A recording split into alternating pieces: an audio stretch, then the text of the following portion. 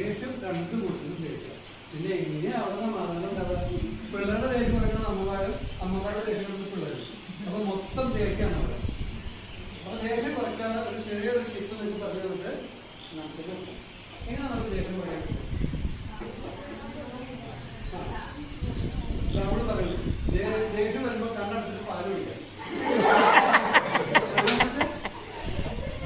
നീ കണ്ണടച്ചിട്ട് പാടില്ല. ചുമ്മാ പറയാൻ പറ്റില്ല. കാര്യം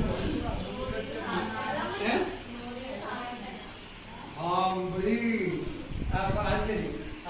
കാരണം അവർക്ക് കണക്ക് തീരെ ഇഷ്ടമില്ല. അപ്പൊ അമ്മേനെ കണക്ക് പഠിപ്പിക്കാനാ 100 താഴോട്ടാണ് നമ്മളുടെ ദേഷ്യം വരുമ്പോ 100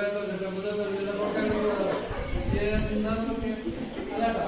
ദേഷ്യം ഒന്ന് അവിടെ തന്നെ ജീവിതത്തിൽ നമുക്കറിഞ്ഞിട്ടുണ്ട്. അത് നല്ലൊരു പോയിന്റാണ്.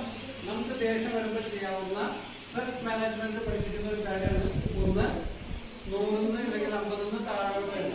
നമ്മൾ പെട്ടെന്ന് ദേഷ്യം വരും. എന്തൊരു കാര്യം ചെയ്തു നിന്നെ ഞാൻ നിങ്ങൾ പറഞ്ഞു വരുമ്പോ അങ്ങനെ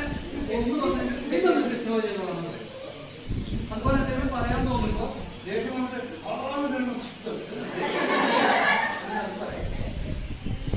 അത് ഒന്നാമത്തെ ടെക്നിക്ക്. രണ്ടാമത്തെ ടെക്നിക്ക് നല്ല ദേഷ്യം വരുമ്പോ ഒന്ന് കൊടുക്കണം എന്ന് തോന്നുമ്പോ ഓടിപ്പോയി അടുക്കളയിൽ പോയിട്ട് ഒരു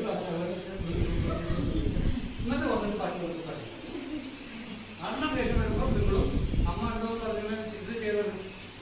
ഓടിപ്പോയിട്ട് കണ്ടുപിടിക്കാൻ അങ്ങനെ വന്നിട്ട് ബാക്കി കൊടുത്താൽ എന്തുകൊണ്ടാന്ന് ഈ ദേഷ്യം എന്ന് പറയുന്ന സാധനം ആ സെക്ഷനിൽ വരുന്നത് അതൊന്നും മാറിക്കഴിഞ്ഞു, ഒന്ന് തെളിവ് കഴിഞ്ഞു റിയാക്ഷൻ